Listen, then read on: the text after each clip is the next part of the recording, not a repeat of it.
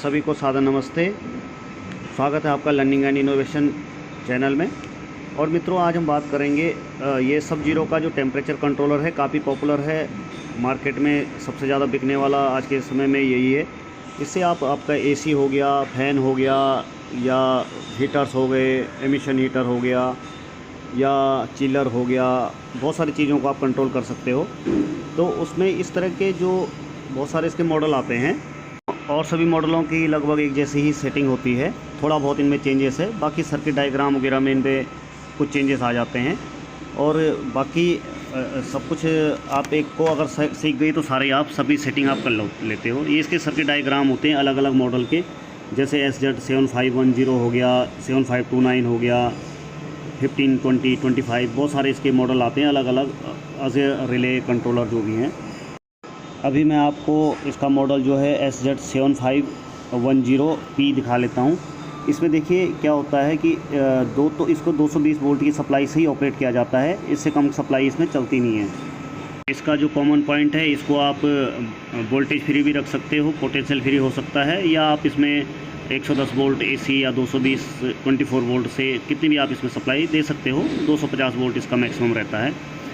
ठीक है, ये जो प्रोब है 11-12 नंबर के प्रोब किया जाती हैं, 1, 2, 3 नंबर जो है NO NC और कॉमन किया जाती हैं, और 4-6 नंबर जो है वोल्टेज के लिए होती है ऑपरेटिंग। ये कुछ इसके पैरामीटर्स हैं, जैसे कि सेट हीटिंग और कूलिंग मोड हो गए, high temperature, low temperature, differential, सभी इसके अंदर आ जाते हैं। कीपैड लॉक हो गए। तो आप इसको आगे मैं आपको बताता हूँ किस तरह से इसको सेट किया जाता है और इसमें क्या थोड़ा अंतर है। ये इसके मैनुअल के साथ थोड़ा बहुत डिस्क्रिप्शन वगैरह रहती है। अब ये देखिए इसमें क्या करना होता है। ये जो NO NC और कॉमन है, इनको तो पहले तो प्रोब हम इस पे लगा लेते हैं। प्रोब लगाने के बाद इसको हम सप्लाई दे देंगे। ये न्यूट्रल और फेस हो गया। और कॉमन में आप जो भी अगर आप पोटेंशियल फ्री डालना चाहते हो पोटेंशियल फ्री डाल सकते हो, और अगर आप वोल्टेज देना चाहते हो तो आप इसके कॉमन वाले पॉइंट पे दे सकते हो। उसके बाद आप या तो NC का यूज़ कर लोगे या NO का यूज़ करके अपने सर्किट को पूरा कर सकते हो। ये आपका मॉडल सामने इस तरह से दिखता है। दिखने में काफ़ी अच्छा लगता है ये। और ठीक है, इसकी हम लास्ट 1 ईयर से भी ज़्यादा इसको यूज़ करते हुए आ रहे हैं, तो अच्छा है, मतलब कोई अभी तक इशू आया नहीं है। ये आप देख लीजिएगा कनेक्शन इसके। अब मैं इसको सीधे ये टेस्टेड ही आपको दिखा देता हूँ। अब ये एक मशीन पे देखिए, मशीन पे ये टेम्परेचर है इसका। तो सबसे पहले आपको क्या करना होता है, इस पर एक चीज़ ध्यान रखना कि सबसे पहले आपको सेट पोर्शन में जाना पड़ेगा। सेट को दबाओगे तो जो आपकी डिजायर्ड जो वोल्टेज है कि जिस पे आपको कट ऑफ चाहिए आपका कंप्रेसर, वो वाली सेटिंग आपको डालनी पड़ेगी। अगर यहाँ पे आपने सेट में 0 रख दिया है तो फिर आपका कंट्रोलर में केवल एक ही चीज़ आएगी, और वो आएगी कि आपका केवल ये ऑन ऑफ ही हो पाएगा और एक अलार्म ही देगा। तो ये जो P1 सेटिंग में हम जाते हैं, प्रोग्राम को थोड़ी देर तक अगर हम दबा के रखते हैं तो P1 आएगा। P1 को आप सेट कर लोगे तो इसमें कूलिंग और हीटिंग मोड आ जाता है। P2 में आपका हाई टेम्परेचर की जो लिमिट होती है वो डाल देते हैं। P3 में लो टेम्परेचर की लिमिट हो जाती है। P4 में जो है कि आपको कितना डिफरेंशियल इसमें रखना है, कि सपोज आपको 1 डिग्री 2 डिग्री या जितने भी डिग्री का डिफरेंस रखना है। P5 में आपका प्रोब का कैलिब्रेशन होता है। और P6 में जो है टाइम डिले रहता है कि जब एक बार अगर ये बंद हो गया तो फिर 1 मिनट या 2 मिनट 3 मिनट कितनी बार ये ऑपरेट हो जाएगा।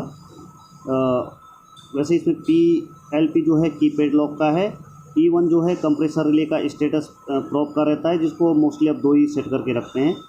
और ये PO जो है ये इनेबल डिसेबल रहता है पावर ऑन ऑफ का, कि अगर आप इसको ऑफ भी कर सकते हो ऑन भी कर सकते हो। डिस्प्ले ऑफ हो जाती है फिर इसमें।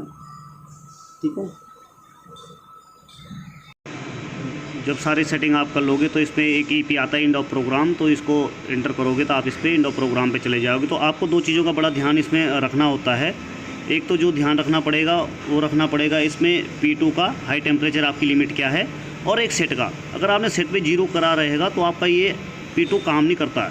तो सेट वाला पोर्शन आपको सेट करके ही रखना पड़ेगा। ये देखिए कंप्रेसर का जो हमने डिले टाइम डाला हुआ था P6 में, उसके हिसाब से ये थोड़ी देर बाद ये ऑपरेट होगा। अभी मैं इसका टेम्परेचर को इसको घटा के देख लेते हैं। तो ये देखिए मैंने इसको 59 कर दिया। अभी ये ऑफ़ है। ठीक है, अब इसको थोड़ा सा वेट कीजिए। 56, इसमें थोड़ा टाइम लग जाएगा क्योंकि ये इसमें सेटिंग जो है P6 में अगर आपने 3 मिनट डाली हुई है तो 3 मिनट बाद ही ये ऑपरेट होगा, 2 मिनट डाली होगी तो 2 मिनट बाद, 1 मिनट डालेगी तो 1 मिनट बाद ही ये ऑपरेट होगा, इसलिए इसमें थोड़ा सा समय लगता है। तो अभी ये ऑपरेट अभी हो नहीं पा रहा, 59 तक ये पहुँचेगा। जैसे ये ऑपरेट हो जाएगा तो ये 56 दिखा रहा है ना, तो 59 तक ये आसानी से काम करेगा। 59 के बाद फिर ये कट ऑफ होगा। तो क्योंकि ऑलरेडी हमने कट ऑफ इसको कर दिया था, तो उसके बाद अब इसको स्टार्ट करके अब ये देखिए, अब ये 56 पे कंप्रेसर ऑन हो चुका है और अब ये 59 पे जाते ही ये ऑफ़ हो जाएगा।